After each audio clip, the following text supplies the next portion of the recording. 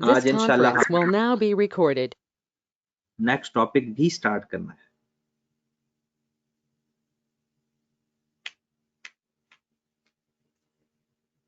चलें जी, करते हैं डिस्कस फिर चीजें। हाँ जी, हमने इसकी जर्नल एंट्रीज पास करनी है प्रॉपर फॉर्मेट में। तो जनाब जर्नल एंट्रीज का सबसे पहले तो फॉर्मेट बना लें आप।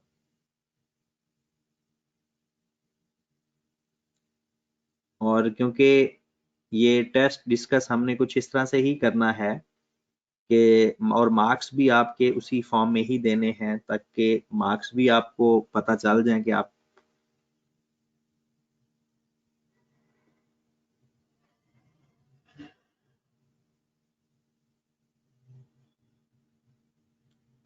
जी। कैप्स लिमिटेड,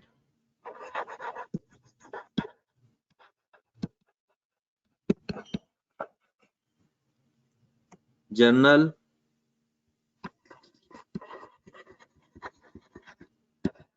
जर्नल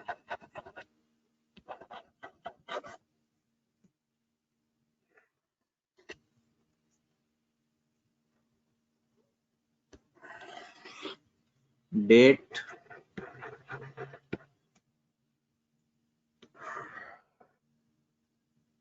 पर्टिकुलर या डिस्क्रिप्शन,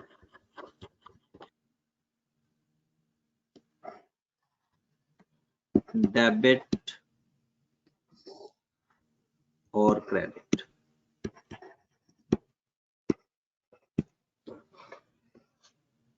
और जहां पर अमाउंट लिखते हैं वहां पर रुपीस भी लिखते हैं, मतलब करेंसी का यूनिट लिखते होते हैं। ओके की बात। तो बिस्मिल्लाह करते हैं। कल कुछ बातें डिस्कस की थी और आज उनको ही फर्दर डिटेल में देखते हैं। कल सबसे पहली बात जो हमने सीखी थी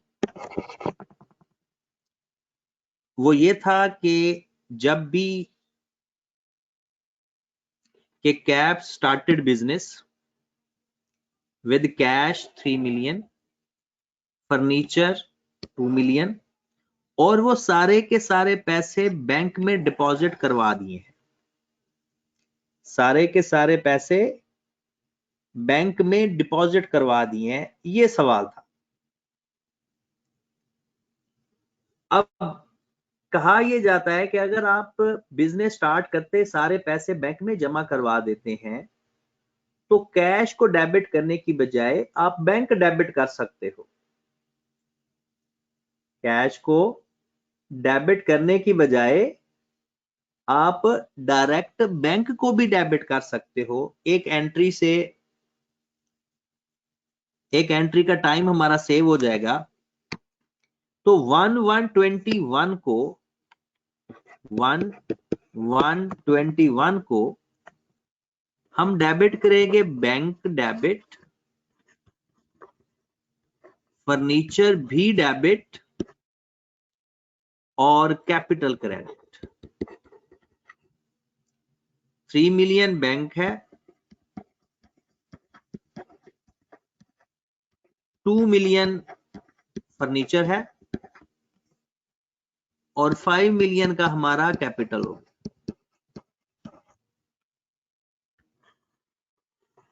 अब यहां पर एक बात बहुत ही काबिल गौर है कि हमारे पास अभी बैंक बिजनेस के अंदर कैश नहीं है। जितना भी कैश है वो सारे का सारा बैंक में पड़ा हुआ है।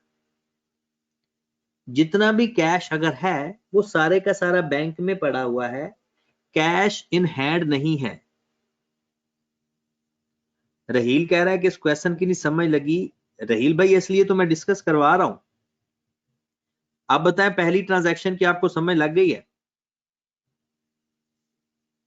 सर जी ये इसकी यही समझ नहीं लगी कि बिजनेस भी शुरू कर दिया और फिर वो पैसे बैंक में जमा करवा दिए, तो ये किस तरह से यानी कि पॉसिबल है? ट्रांजैक्शन का क्या क्या लिखेंगे ये नहीं समझ आई। तो ये लिख दिया है ना हमने, यही तो लिखा है। आप देखें कि बिजनेस शुरू कर दिया आपने और बिजनेस शुरू होते ही आपने जो पैसे हैं वो बैंक के अकाउंट में जमा करवा दिए हैं। जैसे आपने बिजनेस शुरू करने के लिए आपको पैसों की जरूरत पड़ेगी, आपने एक बिजनेस का अकाउंट ओपन करवाया और कुछ फर्नीचर था वो आप सारे का सारा बिजनेस शुरू कर दिया कि आपने ये सोचा कि जो भी पैसों का लेन देन होगा वो मैं बैंक के जरिए करूंगा, चेक के जरिए करूंगा और कैश इन हैंड नहीं रखूंगा। ठीक है, तो ये तो आम नॉर्मल सी बात है कि लोग ज्यादातर ट्रांजैक्शन आजकल बैंक से करते हैं। उसकी वजह ये होती है कि उन्हें बेनिफिट मिलता है बैंक की ट्रांजैक्शन करने से।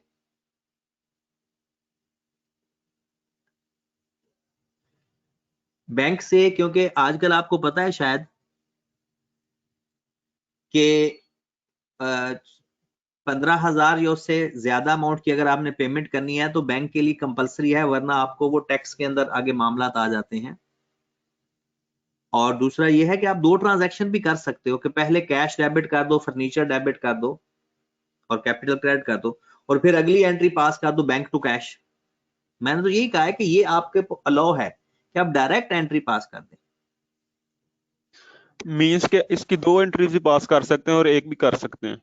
बिल्कुल, आप एक एंट्री ये भी बना सकते थे, मैं इधर लिख देता हूं, कैश, फर्नीचर और कैपिटल। ये एंट्री पास करने के बाद फिर अगली एंट्री पास करते बैंक में जमा करवाने की, बैंक टू कैश 3 मिलियन। मैंने ऐसे किया था डबल एंट्री से। ठीक है, ये भी ठीक है, लेकिन इंट्रोडक्शन टू अकाउंटिंग अब आप पढ़ रहे हो, और दूसरा ये इंट्रोडक्शन अकाउंटिंग पढ़ने के साथ साथ सीए के अंदर ये देखा जाता है कि आपने ज्यादातर कंपाउंड एंट्री पास करनी है जो पॉसिबल हो। और ये अलाउ है कि अगर आपने उसी दिन बिजनेस में अकाउंट में पैसे जमा करवा दिए ना, तो आप डायरेक्ट बैंक डेबिट कर सकते हो। ठीक है, ये अलाउ है। इसलिए हमने एक एंट्री से अपना टाइम भी सेव किया और स्पेस भी सेव कर ली। अगली एंट्री जनाब 2 जनवरी की, कहता है आपने स्टॉक परचेज किया 1500 रुपया पर यूनिट के हिसाब से, तो टोटल आ गया 15 लाख। 1500 यूनिट आपने परचेज किए 1000 के हिसाब से, तो टोटल आपके पास आ गया है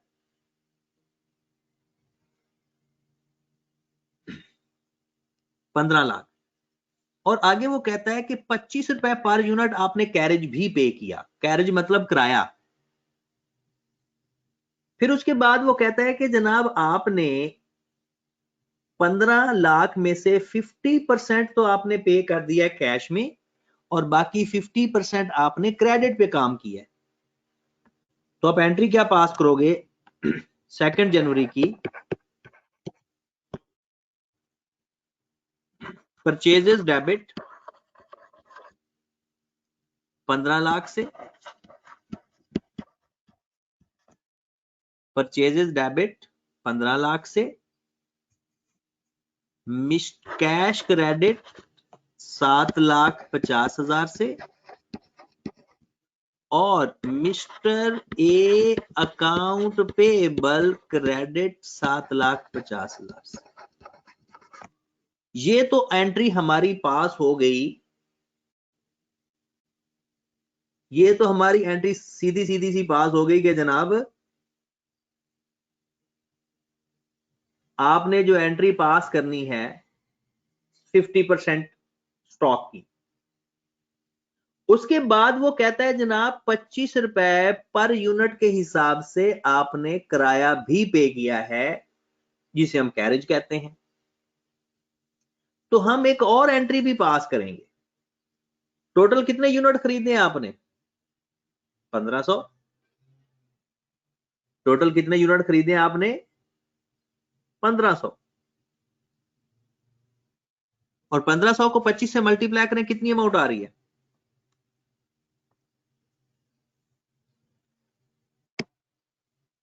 25 को 37,500 कितनी, सॉरी 37,500 सॉरी यूनिट्स 1000 है। 1500 को 25 से मल्टीप्लाई करना था ना। हाँ, तो कहता है रुपीज 1500 है और 1000 है, यूनिट्स 1000 है, तो 1000 को 25 से मल्टीप्लाई करते हैं तो बनता है 25,000। वो कहता है रुपीज 1500 पर यूनिट और 1000 यूनिट्स खरीदा है, तो 25,000 आ जाएगा कैरेज टू कैश 25,000। सर यहाँ पे बैंक नहीं आएगा, दोनों कोई जगह बैंक, कैश की जगह? बिल्कुल बिल्कुल बैंक आएगा, पैसे सारे बैंक में है, दोनों जगह बैंक आएगा। और सर इधर कैरेज को ऊपर वाली एंट्री के साथ ही जो बैंक की सिर्फ एक ही जो है 7,75,000 से पास हो सकती है एंट्री? सकते हैं, बिल्कुल कर सकते हैं। अब एक मैसेज मुझे आया कि सर अभी समझ नहीं लगी, देखें आपने पहले 1500 के हिसाब से 1000 यूनिट खरीदा, 15,000 टोटल परचेज की, जिसमें उसने कहा कि 50% कैश पे थी और 50% क्रेडिट पे थी। 50% कैश पे थी और 50% क्रेडिट पे थी, राइट। अब जरा गौर फरमाए, हमने 15 लाख परचेजेस लिख ली, 7,50,000 बैंक क्रेडिट कर दिए क्योंकि पैसे पड़े ही बैंक में है, जब कैश का जिक्र आएगा तो हमने बैंक ही क्रेडिट करना है, और बाकी हमने लिख दी अपनी लायबिलिटी अकाउंट पेएबल। फिर उसने कहा कि जो 1000 यूनिट आपने खरीदा है, 25 रुपए पर यूनिट के हिसाब से किराया भी पे किया है। 25,000 सॉरी ये 25 रुपए पर यूनिट के हिसाब से आपने किराया भी पे किया है, तो टोटल कितना किराया बन गया 25,000। तो एंट्री पास कर दी carriage to bank. Excuse me बात सर। समझ लगी जी? सर जी अभी तक जो हमने पहले क्वेश्चन किए थे कंपाउंड के ना, तो हाँ जी, उसमें ये था कि डेबिट या क्रेडिट दोनों में किसी एक में एक चीज होती थी और बाकी में दो या तीन चीजें होती थी, हाँ तो जी, एक जहाँ पे होती थी वो सम होता था। लेकिन अभी ये जो क्वेश्चन किया है इसमें भी हमने बात की कि हम कैरी जो है वो लिख सकते हैं, परचेज में डेबिट कर सकते हैं साथ ही, तो मीन्स के डेबिट में भी दो चीजें आ जाएंगी, फिर क्रेडिट में भी दो चीजें आ जाएंगी। आ सकती हैं, कंपाउंड एंट्री में डेबिट क्रेडिट पे आ सकती हैं, ऐसा मीन्स के कोई इश्यू दोनों जगह पे दो दो तीन तीन आ सकती हैं, बिल्कुल मैटर आ नहीं सकती। करता। हाँ जी, बिल्कुल यस, आ सकती। Yes sir, thanks. चलें जी, 3 जनवरी की ट्रांजैक्शन पे हैं। कैप सर ये 2 जनवरी में जो आपने ट्रांजैक्शन लिखी उसमें बैंक कहाँ से आ गया सर? वो तो लिखा है पेड इन कैश आउटराइट। आपके पास कैश है ही नहीं ना, कैश और बैंक एक ही नाम इस्तेमाल होता है अकाउंटिंग के अंदर। अगर पैसे सिर्फ बैंक में हो तो कैश का मतलब सिर्फ ये इसलिए बताया जाता है कि का चीज उधार पे नहीं है। अब देखो ना, सारा पैसा तो आपने बैंक में जमा करवा दिया हुआ है, पहली ट्रांजैक्शन में देखें जरा, आपने सारा पैसा बैंक में जमा करवाया हुआ है, ओके। और जो पैसे बैंक में पड़े हुए हैं, अब कैश तो है ही नहीं, तो जब भी कैश का जिक्र आएगा तो इसका मतलब है आप चेक दे दोगे उसको, तो हमारे बैंक में पैसे प्लस माइनस हो रहे होंगे। चलिए, सर ये इन दोनों को इकट्ठा कर सकते?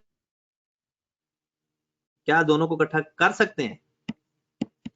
दोनों ट्रांजैक्शन को इकट्ठा किया जा सकता है, अलग अलग इसलिए एंट्री पास की है ताकि इजीली समझ लग जाए। 3 जनवरी की ट्रांजैक्शन देखिए, caps insured the stock, caps limited ने अपने स्टॉक की इंश्योरेंस करवाई और 1 लाख रुपया पे कर दिया। इंश्योरेंस कंपनी ने कहा कि जब कभी आपका स्टॉक डैमेज होगा हम आपको 50% उस डैमेजेस के लिए इंश्योरेंस देंगे। इसकी कोई एंट्री पास नहीं होगी, ये तो एग्रीमेंट है, एक एंट्री पास होगी जो 1 लाख हमने पे किया है, जो 1 लाख हमने पे किया है। तो जनाब एंट्री पास हो जाएगी 3 जनवरी की, insurance debit, bank credit 1 lakh से, insurance debit, bank credit 1 lakh से।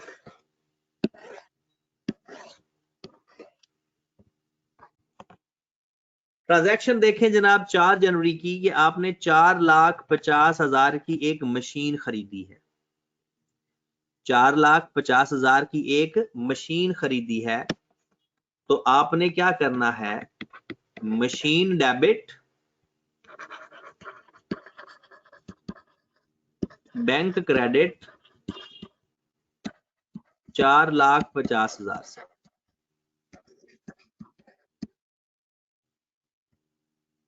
हुज़ैफा का सवाल है कि सर अगर हम कैश की जगह, बैंक की जगह कैश लिख देते तो क्या काम गलत हो जाता?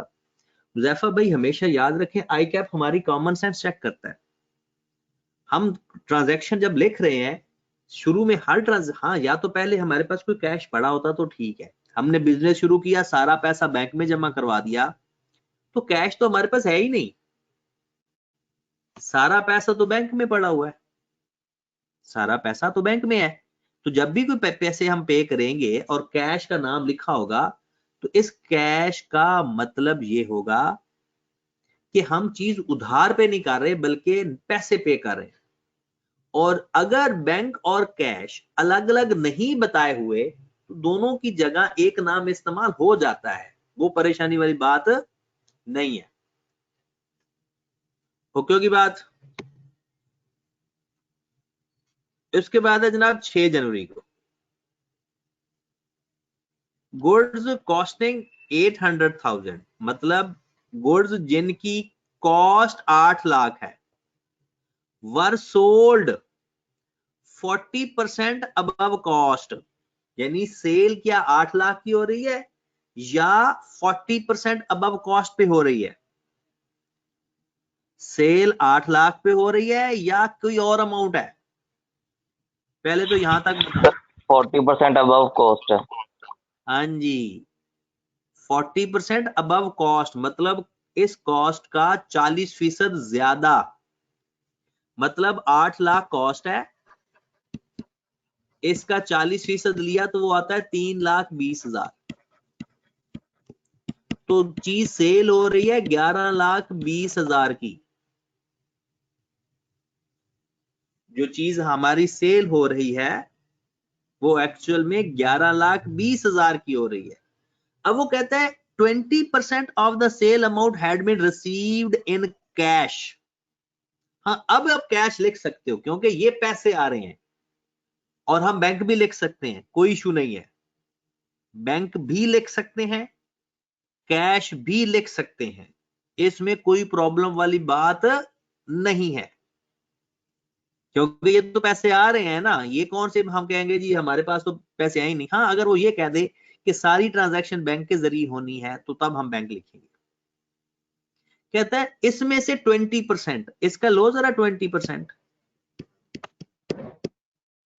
11,20,000 का जरा 20% लो।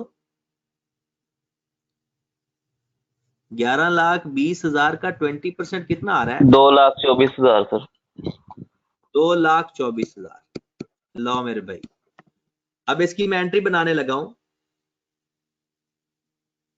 और बाकी वो कहता है कि वो रिसीव करने हैं 60 दिन के अंदर, और जो 60 दिन के अंदर हमने रिसीव करने हैं वो उधार पे हो गया। 5,121 हमारे पास कैश आया 224,000, अकाउंट रिसीवेबल नाम नहीं लिखा हुआ तो अकाउंट रिसीवेबल लिख देते हैं 896,000। Yes sir. और सेल्स हमारी टोटल हुई 11,20,000। एक स्टूडेंट ने पूछा कि सर ये 20% कैसे लिया? 11,20,000 मल्टीप्लाइड बाय 20%, 11,20,000 मल्टीप्लाइड बाय 20%।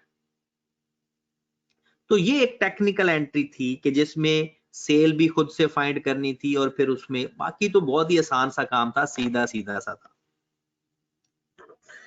आगे चलते हैं।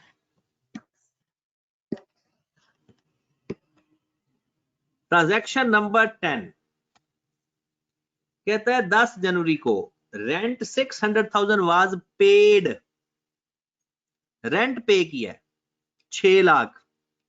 ये भी चेक देंगे क्योंकि कैश हमारे पास अगर आया है तो 2,24,000 आया है, तो रेंट भी हम पे करेंगे 10 तारीख को, ये 6 तारीख थी। Rent debit bank credit 6 lakh,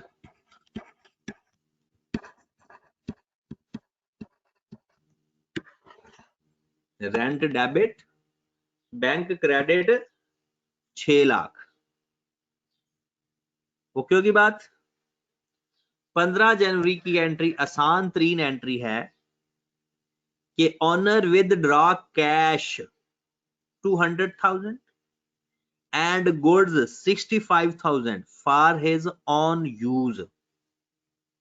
तो आप ड्राइंग्स आपकी हो रही है 2,65,000 से डेबिट, ड्राइंग्स आपकी डेबिट हो रही है 2,65,000 से, जिसमें कैश क्रेडिट हुआ 2 लाख से और परचेजेस क्रेडिट हुई 65 से। यहां पर भी अगर कोई बैंक लिखना चाहता है तो लिख सकता है, क्योंकि जब आगे जब अकाउंटिंग में पढ़ोगे तो वर्ड लिखा जाता है कैश एंड बैंक एक ही ट्रांजैक्शन के अंदर, चाहे वो कैश के साथ ट्रांजैक्शन हो या बैंक के साथ हो, लेकिन अभी हम डिफरेंशिएट करेंगे।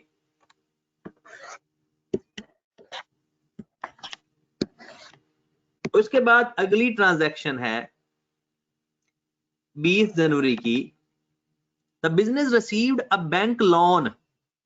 एक बात याद रखो, जब भी बैंक से लोन लोगे तो पैसे बैंक के अकाउंट के अंदर आते हैं। जुबैर का सवाल है कि सर परचेज तो डेबिट नहीं होती। जुबैर भाई, ये गुड्स उसने पर्सनल यूज के लिए निकाली हैं, तो हमारा स्टॉक हमारे बिजनेस से आउट हो रहा है। अगर खरीदते हैं तो परचेज डेबिट करते हैं, और अगर स्टॉक हमारा आउट हो तो फिर तो परचेज कम हो रही है। तो हमने लोन लिया 20 तारीख को, तो उसमें एंट्री पास की बैंक डेबिट लोन क्रेडिट। एक बात याद रखें, जब भी बैंक से लोन लोगे तो बैंक डेबिट करोगे, क्योंकि बैंक लोन आपको कैश फॉर्म में नहीं देता बल्कि आपके अकाउंट में ट्रांसफर करता है। तो इसलिए हमेशा जब भी बैंक से लोन लो तो बैंक को डेबिट किया करो। Last, bought shop fixture on credit from beta fitting. आपने शॉप फिक्सचर खरीदा 5,000, शॉप फिक्सचर डेबिट और बीटा फिटिंग क्रेडिट, क्योंकि उधार पे खरीदा है ना, तो इसके साथ अकाउंट पेबल नहीं आएगा, इसके साथ अकाउंट पेबल नहीं आएगा। डन होगी बात।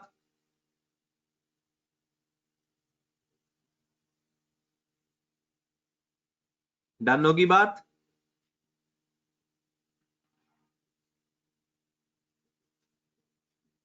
चलें जी,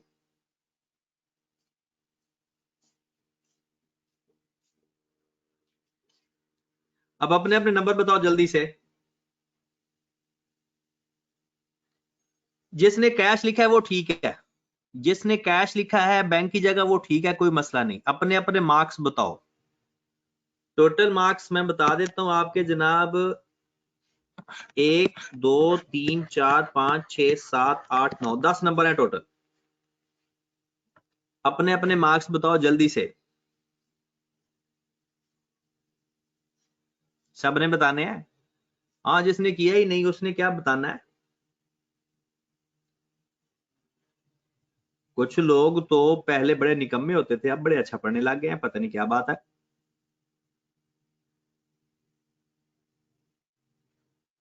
चलें जी, बाकी इस हफ्ते में आपने वो असाइनमेंट पूरी करनी है।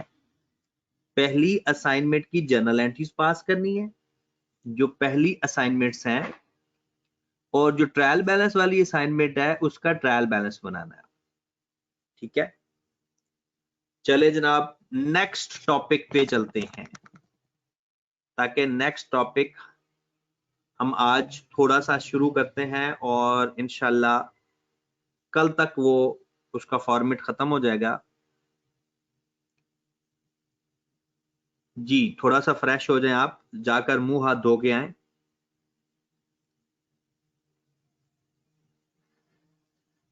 पांच मिनट की ब्रेक है जनाब, जाओ जल्दी से मुंह हाथ धो के आओ, ताकि सर पहली 3 ट्रांजैक्शन दिखा दो। आप लेट आए हो। नो सर, लेट नहीं आया।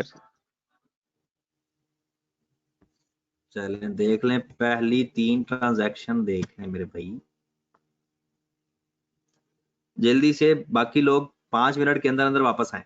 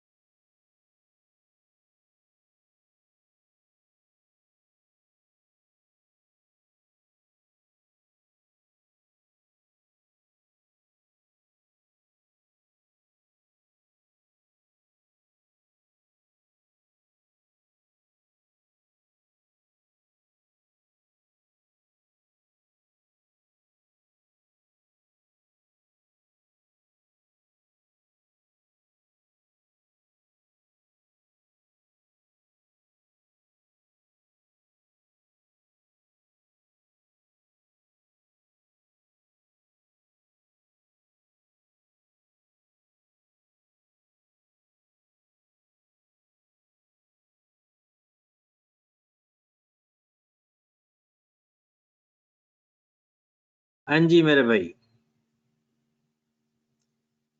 आ जाए जरा।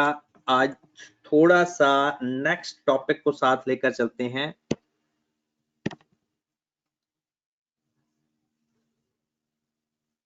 कुछ लोगों के क्वेश्चंस हैं वो पहले सुन लें। अली कहता है कि सर मर्चेंडाइज गुड्स को कहते हैं। हाँ जी बिल्कुल, मर्चेंडाइज गुड्स ही होती हैं। असद का सवाल है कि जब हम मनी बारो करेंगे तो वो लोन होगा। जी असद भाई, वो लोन ही होगा। फिर एक और सवाल है असद का ही कि परचेज गुड्स फ्रॉम अली 500। तो जब अली से गुड्स खरीदेंगे तो एंट्री पास होगी purchase debit mister Ali account payable credit. फिर लिखा हुआ रिटर्न गुड्स टू अली। 200 की चीजें वापस कर दी तो ये परचेज रिटर्न की एंट्री पास हो जाएगी। ये दो एंट्री पास होंगी, पहले 500 की परचेज की एंट्री, फिर 200 की परचेज रिटर्न की एंट्री। परचेज रिटर्न की एंट्री होती है मेरे भाई परचेज रिटर्न, यानी mister Ali debit purchase return credit. Zainab का सवाल है कि सर सेकंड में बैंक 2 दफा आ रहा है तो लेजर कैसे बनाएंगे? दोनों को अलग अलग डील करेंगे। पहले बैंक क्रेडिट होगा परचेज की वजह से और दूसरा बैंक क्रेडिट होगा कैरेज की वजह से। मतलब पहला बैंक आपका क्रेडिट हो रहा है परचेज की वजह से और दूसरा बैंक हमारा क्रेडिट हो रहा है कैरेज की वजह से। तो दोनों अलग अलग आ जाएंगे, डेट एक आ जाएगी बस। और किसी का कोई सवाल है तो बताएं। अब्दुल्ला का सवाल है, अब्दुल्ला जाहिद का, कि बोरो 20 टू बाय अ कार, इसकी क्या एंट्री होगी? आपने पैसे उधार लिए हैं तो एंट्री पास हो जाएगी कैश डेबिट लोन क्रेडिट। अभी कार नहीं लिखेंगे क्योंकि कार के लिए पैसे उधार लिए, अभी कार खरीदी नहीं है। ओके होगी बात? और कोई बंदा है तो बताएं, कोई सवाल है तो, वरना फिर आगे चलते हैं। आपने as early as possible, Isha का भी एक सवाल है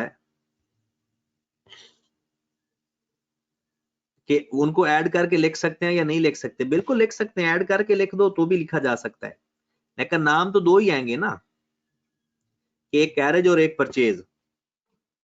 ठीक है, तो लिखा जा सकता है। बारो की एक ही अब्दुल्ला जाहिद एंट्री होगी क्योंकि कार अभी खरीदी नहीं है, जब कार खरीदेंगे तब। तो अहमद शहजाद कहता है सर मर्चेंट की जगह परचेज ही आएगा। बिल्कुल, मर्चेंट नहीं आएगा बल्कि वर्ड परचेज आएगा। हाशिर खान का सवाल है कि सर कैरेज इनका लेजर कैसे बनाएंगे? जैसे बाकी लेजर बनाते हैं, कैरेज का नाम, जैसे बाकी एक्सपेंसेस का लेजर बनाते हैं, ये भी हमारा एक्सपेंसेस है, बिल्कुल वैसे ही जैसे बाकी एक्सपेंसेस का लेजर बनाते हैं। चलें जी, अब सवाल सेशन हो गया खत्म। अब हम एक नई चीज सीखते हैं। ट्रायल बैलेंस तक आपने आपके मैंने लेक्चर भी सारे आपको सेंड किए हुए हैं। सर जी मेरे लैपटॉप पे क्लास नहीं स्टार्ट हो रही। वो कह रहे हैं कि आपका वेट कर रहे हैं कि आप मीटिंग अनलॉक करेंगे। वो मैंने मीटिंग Kindly- होती, वो मैनेजमेंट वालों ने करनी होती है। वो उन लोगों पे थोड़ा सा उन्होंने रखा हुआ है चेक एंड बैलेंस, जो लोग अभी फीस के मामले में इश्तियारी हैं।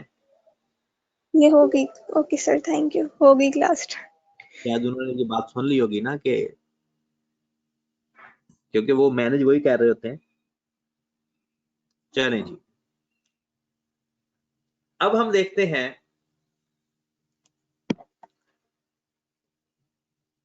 नेक्स्ट। हमारा जो टॉपिक का नाम है या जो कॉन्सेप्ट है, वैसे तो वो उसका फॉर्मेट आपका लिखा हुआ है। नेक्स्ट टॉपिक का नाम है हमारा है प्रेजेंटेशन ऑफ फाइनेंशियल स्टेटमेंट।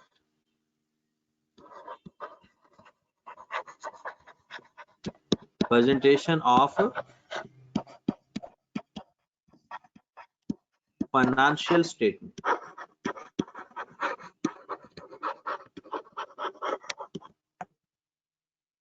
ये टॉपिक का नाम है। और ये टॉपिक का किस एक स्टैंडर्ड के अंदर कवर होता है और उस स्टैंडर्ड का नाम है IAS 1।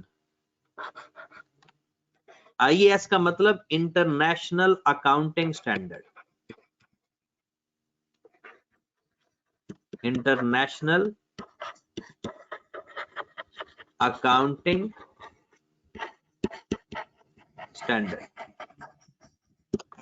अकाउंटिंग स्टैंडर्ड 1 वो है प्रेजेंटेशन ऑफ फाइनेंशियल स्टेटमेंट, कि आपने फाइनेंशियल स्टेटमेंट को प्रेजेंट कैसे करना है, आपने फाइनेंशियल स्टेटमेंट को प्रेजेंट कैसे करना है। अब करंट सिचुएशन के अंदर इंटरनेशनल अकाउंटिंग स्टैंडर्ड आना बंद हो गए हैं। अब जो चीज आ रही है उसको कहते हैं IFRS। अब जो नए स्टैंडर्ड आ रहे हैं उन स्टैंडर्ड को कहते हैं IFRS। यानी पहले जब स्टैंडर्ड बनते थे उनका नाम होता था IAS और अभी भी वो मौजूद है। IAS 1 है, IAS 2 है, हमारे सिलेबस में IAS 16 है। लेकिन अब जो स्टैंडर्ड नए बन रहे हैं ना, अब वो उनका नाम IAS नहीं होता बल्कि होता है IFRS। और ये क्या होता है? International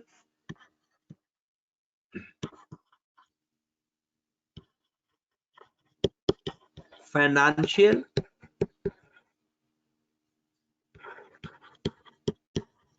and reporting standard.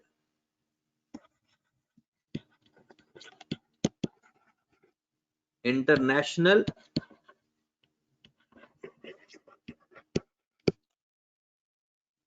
Financial and reporting standard. Okay होगी बात? और ये IAS या IFRS बनाता कौन है, कहां पे बनते हैं? वो बनाता है IASB। कौन स्टैंडर्ड कहां पर बनते हैं? IASB stand for international accounting standard board. International accounting standard board.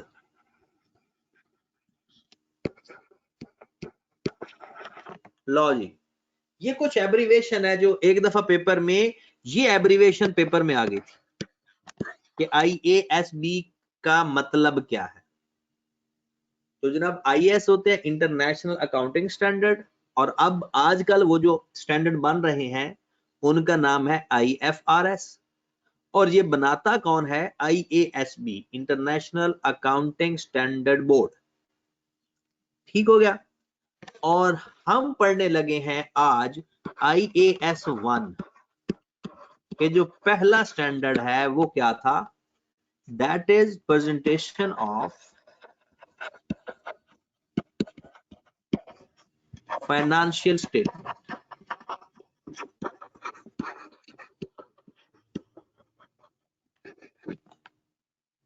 अब इस फाइनेंशियल स्टेटमेंट को प्रेजेंट कैसे करना है?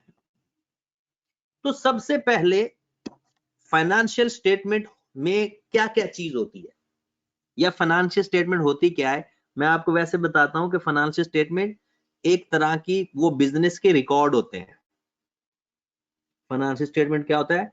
बिजनेस के सारे रिकॉर्ड हैं कि उसके पास एसेट्स कितने हैं, उसके की लायबिलिटीज कितनी है, उसके कैश कितना है, मतलब सारी चीजें फाइनेंशियल स्टेटमेंट के अंदर बताई होती हैं। वो कंपनी काम क्या करती है, उसका मिशन क्या है, उसके गोल्स क्या हैं, वो सारी बातें फाइनेंशियल स्टेटमेंट के अंदर लिखी होती हैं। तो एक फाइनेंशियल स्टेटमेंट में कम से कम कितनी चीजें होती हैं वो हम लिखने लगे हैं। A complete set of financial statement, a complete set of financial statement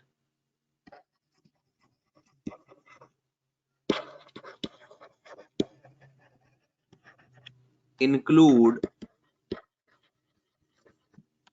number 1 statement of financial position। एक फाइनेंशियल स्टेटमेंट में क्या क्या कौन कौन सी स्टेटमेंट होती हैं? तो पहली स्टेटमेंट होती है फाइनेंशियल पोजीशन की, कि उस बिजनेस की फाइनेंशियली तौर पर पोजीशन क्या है। दूसरा होता है स्टेटमेंट ऑफ कॉम्प्रिहेंसिव इनकम,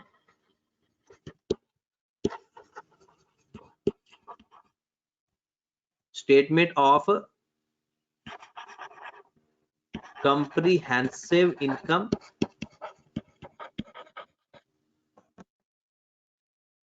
एक होती है cash flow statement,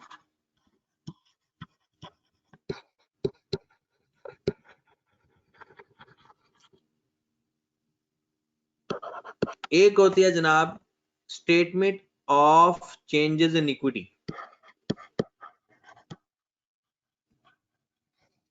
statement of changes in equity, and last one is notes to the accounts। जो आपने अकाउंट्स बनाए हुए हैं उसकी एक तरह की एक्सप्लेनेशन। तो फाइनेंशियल स्टेटमेंट में मेरे भाई टोटल 5 चीजें होती हैं। एक स्टेटमेंट ऑफ फाइनेंशियल पोजीशन, एक statement of comprehensive income. Statement of comprehensive income के अंदर साल का प्रॉफिट या लॉस देखा जाता है। कैश फ्लो स्टेटमेंट, पूरे साल में कैश आया और गया कितना। Statement of changes in equity, equity के अंदर क्या चेंजिंग आई, इक्विटी क्या होता है ये भी पढ़ेंगे, आप सीखेंगे। और notes to the accounts, notes to the accounts मतलब कि कोई एक्सप्लेनेशन बतानी है, ऊपर जो चीजें लिखी हुई हैं तो वो नोट्स में बताई जाएगी। अब हमारे सिलेबस में कौन कौन सी चीजें, हमारे सिलेबस में जनाब पहली 2 चीजें, स्टेटमेंट ऑफ फाइनेंशियल पोजीशन और statement of comprehensive income. Statement of financial position और statement of comprehensive income. Okay होगी बात? तो जनाब ये एक फॉर्मेट्स हैं, यानी एक प्रॉपर फॉर्मेट होता है जिसको हमें फॉलो करना होता है। चीजें वही है जो हम पढ़ चुके हैं, उनको प्रेजेंट कैसे करना है। जो चीजें हम पढ़ चुके हैं उनको प्रेजेंट कैसे करना है।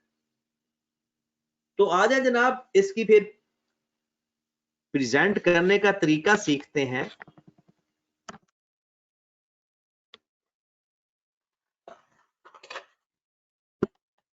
जी जनाब, सबसे पहले हम बनाते हैं, आप लिख लें format of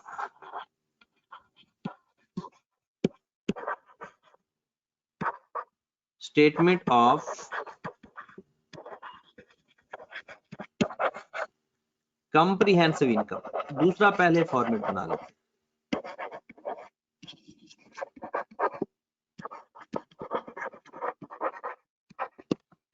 format of statement of comprehensive income, कि अगर कॉम्प्रिहेंसिव इनकम को प्रेजेंट करना है तो कैसे करेंगे। सबसे पहले हम लिखेंगे नाम उस बिजनेस का, फिर उसके नीचे लिखेंगे statement of comprehensive income.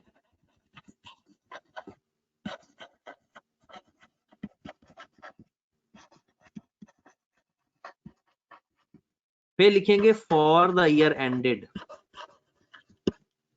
For the year ended, जिस साल का बना रहे हो वो साल लिखेंगे। सपोज दैट हम कहते हैं 31 दिसंबर 2020। पहले उस बिजनेस का नाम लिखेंगे, फिर लिखेंगे स्टेटमेंट ऑफ कॉम्प्रिहेंसिव इनकम, फिर लिखेंगे फॉर द ईयर एंडेड 31 दिसंबर, जो साल होगा। हम इसको बनाएंगे 2 कॉलम में। ये डेबिट क्रेडिट नहीं लिखा हुआ, बल्कि ये 2 कॉलम बनाए हुए हैं। सबसे पहले आपके ट्रायल बैलेंस में जितनी सेल्स बताई हुई हैं वो आपने यहां पर लिखनी है। जितनी भी सेल्स होंगी, बताई होगी, पता होगा, सिर्फ उठाकर लिखनी है यहां पर। इसमें से लेस कर देंगे अगर कोई सेल्स रिटर्न हुई तो। सेल्स में से सेल्स रिटर्न माइनस कर देंगे और इनको माइनस करके जो आंसर आएगा वो फाइनल कॉलम में लिख देंगे। मतलब क्वेश्चन के अंदर सपोज 100 रुपए की सेल्स हैं और 20 रुपए की रिटर्न है, तो 100 माइनस 20 इज इक्वल टू 80। ये सारी चीजें लिखी होंगी, आपने बस ढूंढ के यहां पर लिखनी है। फिर उसके बाद लिखेंगे लेस कॉस्ट ऑफ सेल्स। अगली हेडिंग क्या देंगे? कॉस्ट ऑफ सेल्स की।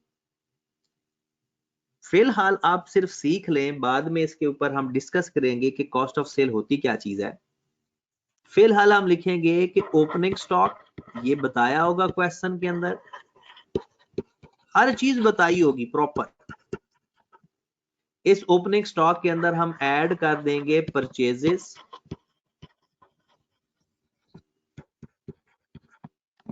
जितनी भी परचेजेस गिवन होगी वो हम ऐड कर देंगे इसके अंदर। लेस कर देंगे हम परचेज रिटर्न,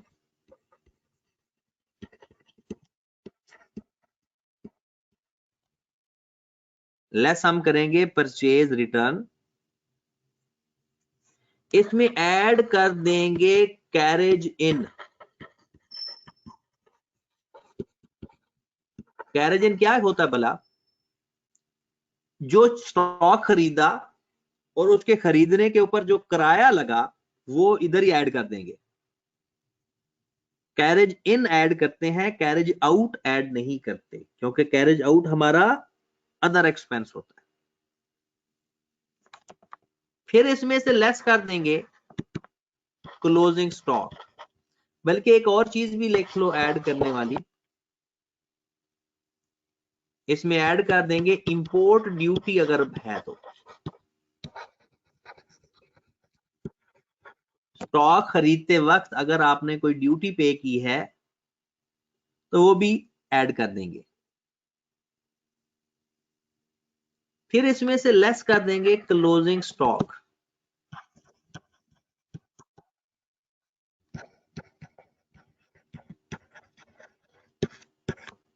अकाउंटिंग के अंदर जब माइनस करते हैं तो उसको विद इन ब्रैकेट लिख देते हैं। तो जनाब ये ओपनिंग स्टॉक से लेकर क्लोजिंग स्टॉक तक का जो सफर है ये है cost of sale. Opening stock से लेकर जो चीजें लिखी हुई है ना क्लोजिंग स्टॉक तक, ये सारी क्या है? Cost of sale. मतलब जो चीज सेल की है उसकी कॉस्ट। तो इसको बी प्लस माइनस करके जो आंसर आएगा वो सेल में से माइनस कर देंगे। ये सेल है, इस सेल में से कॉस्ट ऑफ सेल माइनस करेंगे तो हमारे पास जो आंसर आएगा उसे बोलेंगे ग्रॉस प्रॉफिट।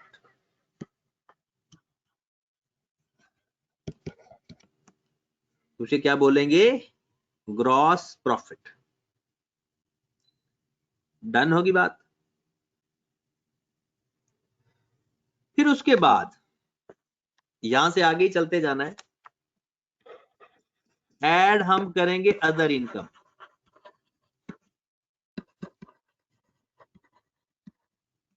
ऐड हम क्या करेंगे? Other income. सर ये जो भी आपने अभी सर आपने ये भी बताया क्लोजिंग स्टॉक के आगे ये जो माइनस किया, ये कैसे किया है? ये सारी अमाउंट्स गिवन होंगी। नहीं सर ये बता दीजिएगा, आप जैसे प्रोसीजर समझा रहे हैं ना उस टाइप से बता रहा हूँ, उस पूछ रहा हूँ। देखो ना, जो ये अमाउंट गिवन होगी ना, जो इनका आंसर आएगा वो ये आएगा, ये होगा कॉस्ट ऑफ सेल।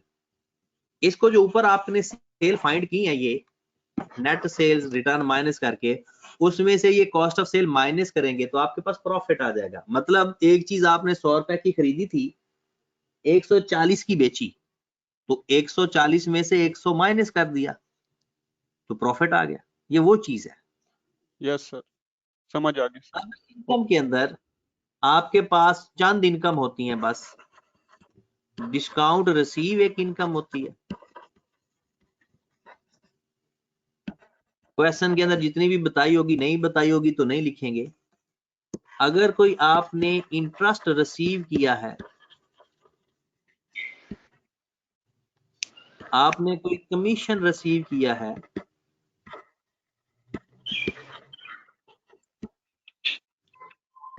आपको कोई गेन हुआ है, गेन ऑन डिस्पोजल,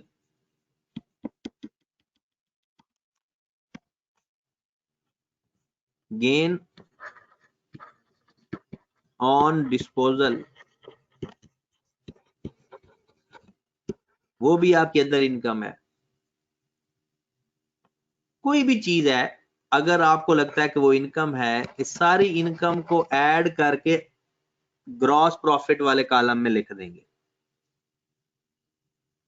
जितनी भी क्वेश्चन के अंदर अदर इनकम बताई होगी वो सारी एक दफा लिस्ट डाउन करके फिर उसका टोटल कर लेंगे। उसके बाद हम लेस कर देते हैं इसमें से अदर एक्सपेंसेस। लो मेरे भाई, सारे एक्सपेंसेस की लिस्ट जो आपको याद है वो सारे लिख लेते हैं। कोई सैलरी पे की है, कोई वेजेस पे की हैं, रेंट है, इंश्योरेंस है,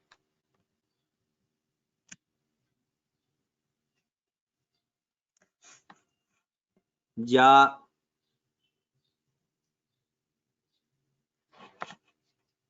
कोई रिपेयर है, स्टेशनरी है,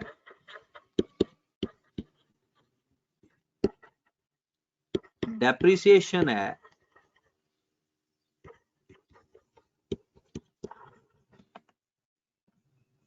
कोई बैड डेट्स हुए हैं, ये सारे के सारे आपके एक्सपेंस हैं। आपको पता एक्सपेंसेस की लिस्ट बहुत लंबी चौड़ी है, सारे एक्सपेंसेस। सर अब आपने क्या किया जी? पूछे, जो क्या पूछना चाह रहे जो बैड डेब्ट्स रिकवर्ड हैं ये तो ऐड में करेंगे हम, लॉस हैं? में वो तो नहीं बैड होगा। इनकम में आ जाएंगे, वो आगे की बातें हम लिखने देखेंगे। बैड डेट्स रिकवर्ड क्या होता है, वो पूरा एक हमारा चैप्टर है। फिलहाल हम एक सिंपल सा फॉर्मेट लिख रहे हैं जिसमें सिर्फ आइडिया दे रहे हैं कि इसमें क्या क्या चीजें आ सकती हैं। तो जनाब, ये जो अमाउंट आपके पास आएगी इसे हम कहते हैं नेट प्रॉफिट।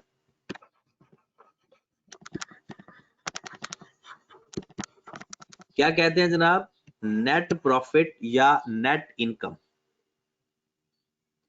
अब जरा गौर से देखें जनाब, ये आपके पास सेल्स थी, सेल्स में से आपने कॉस्ट ऑफ सेल माइनस की, कॉस्ट ऑफ सेल माइनस करके जो आंसर आया उसमें अदर इनकम ऐड की, और अदर इनकम में अदर एक्सपेंस माइनस कर दिए, तो आपके पास नेट प्रॉफिट की फिगर आ जाएगी। ये है हमारा स्टेटमेंट ऑफ कंप्रीहेंसिव इनकम का format. Statement of comprehensive income का फॉर्मेट जो कि आपको याद होना चाहिए। अदर एक्सपेंस और अदर इनकम का ऑर्डर चेंज कर सकते हैं, ग्रॉस प्रॉफिट से ऊपर ऑर्डर भी चेंज नहीं करना। ग्रॉस प्रॉफिट से नीचे ऑर्डर चेंज कर सकते हैं, सैलरी पहले लिख लो बाद में लिख लो, कोई फर्क नहीं पड़ता। लेकिन ग्रॉस प्रॉफिट से ऊपर आप फॉर्मेट भी चेंज नहीं कर सकते। आगे चलते हैं जनाब, अगला format. Statement of financial position का फॉर्मेट। Excuse me sir. जी सर ये जो लेस और ऐड वाला आपने बताया है सर, वो किस तरह करेंगे सर? वो समझ नहीं आया सर। वो असद भाई जब सवाल करेंगे तब पता चलेगा, अभी आपने सिर्फ ये लिखना है। जब वो ओके कल क्वेश्चन ना तो फिर तो जाहिर सी बात है अमाउंट होंगी तो वो कैलकुलेटर पे प्लस माइनस साथ साथ करते भी जाएंगे। तो इसमें भी सबसे पहले नाम लिखेंगे, फिर लिखेंगे स्टेटमेंट ऑफ फाइनेंशियल पोजीशन,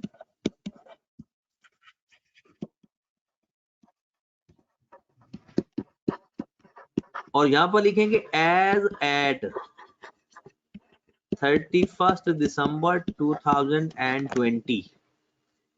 पिछली डेट लिखते वक्त जरा गौर करें, पेज पिछले उल्टा करें जरा, और वहां पर देखें हमने लिखा हुआ है फॉर द ईयर एंडेड 31 दिसंबर 2020, और यहां पर आपने लिखना है एज एट 31 दिसंबर 2020। फाइनेंशियल पोजीशन के अंदर तमाम एसेट्स और लायबिलिटीज लिखी जाती हैं। इसमें भी दो कॉलम हम बना लेते हैं। सबसे पहले लिखते हैं नॉन करंट एसेट्स कौन कौन से हो सकते हैं।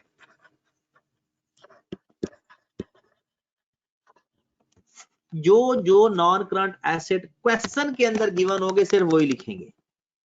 जो नॉन करंट एसेट्स क्वेश्चन के अंदर लिखे हुए हैं वो लिखेंगे। मतलब हो सकता है अगर लैंड गिवन हो, बिल्डिंग गिवन हो,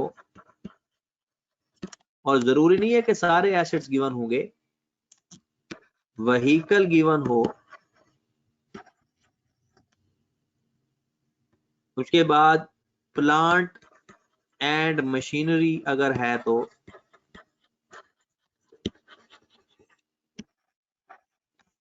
उसके बाद व्हीकल्स लिख सकते हो, व्हीकल तो आ गया, फर्नीचर लिख सकते हो, सर लॉन्ग इन्वेस्ट टर्म,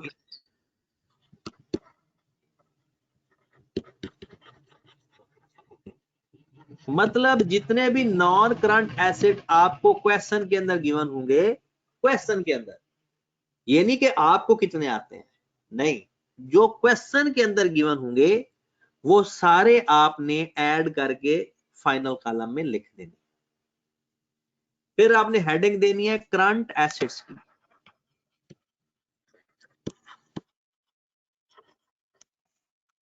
फिर हमने हेडिंग देनी है करंट एसेट्स की। जी मेरे भाई, करंट एसेट्स के अंदर सबसे पहले लिखा करो स्टॉक। ये सारी चीजें बताई होंगी। फिर हम लिखेंगे अकाउंट रिसीवेबल,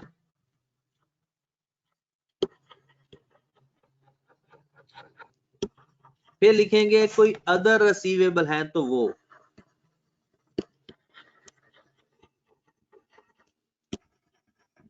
फिर हम लिखेंगे प्रीपेड एक्सपेंसेस,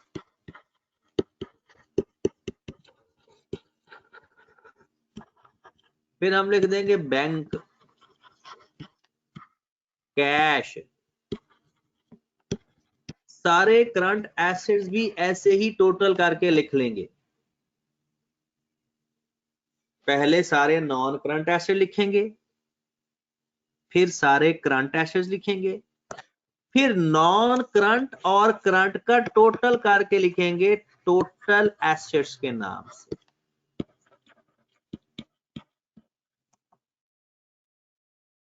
फिर हमने क्या करना है, करंट एसेट्स और नॉन करंट एसेट का टोटल करके लिखेंगे। ये स्टेटमेंट ऑफ फाइनेंशियल पोजीशन का 50% काम हो गया। फिर इसके नीचे ही लिखेंगे equity and liabilities, equity and liabilities. जी जनाब, सबसे पहले फिर लिखेंगे कि इक्विटी में क्या क्या आता है। सबसे पहले कैपिटल, ये बताया होगा क्वेश्चन के अंदर। इसमें हम ऐड कर देंगे नेट प्रॉफिट।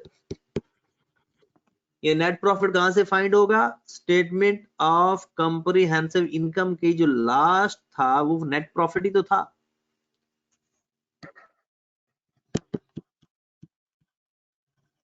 और लेस कर देंगे हम इसमें से ड्राइंग्स,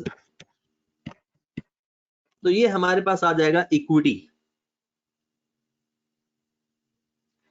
ओपनिंग कैप पहले कैपिटल, उसमें प्रॉफिट ऐड कर देंगे और ड्राइंग्स माइनस कर देंगे। फिर हमारे पास आ जाता है non current liability.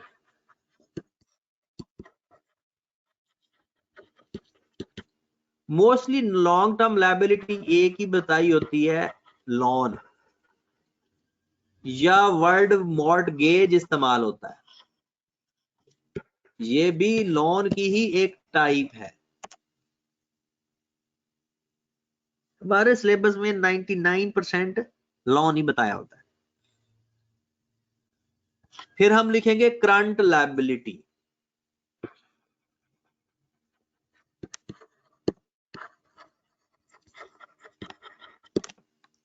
Current liability में सबसे पहले आप लिखोगे अकाउंट पेएबल।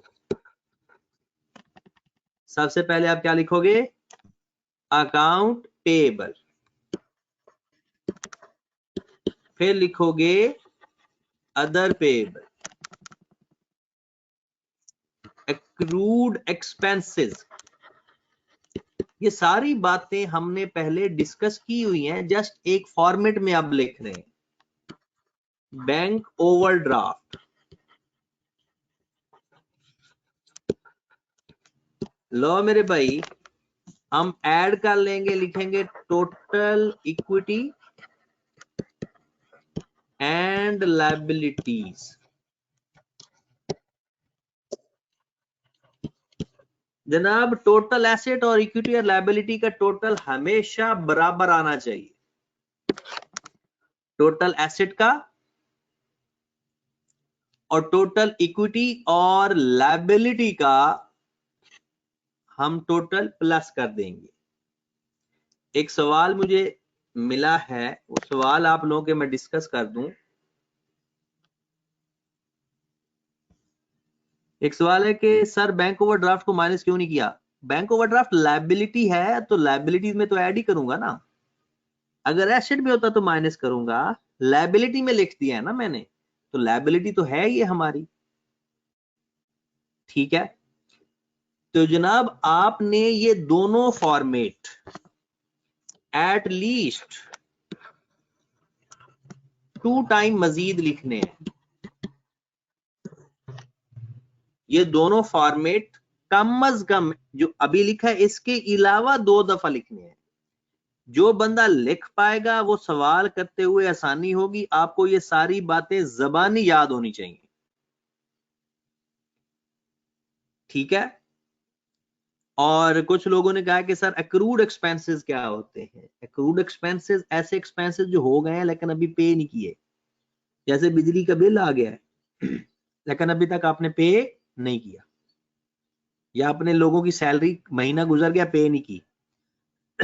ठीक है जनाब, तो जनाब बस यही आपने 2 दफा फॉर्मेट लिखना है और अपनी पिछली असाइनमेंट पूरी करो इस हफ्ते के अंदर अंदर। तो कल इंशाल्लाह हम इसका सवाल करेंगे। ठीक है मेरे भाई, ओके जी, अल्लाह हाफिज। सर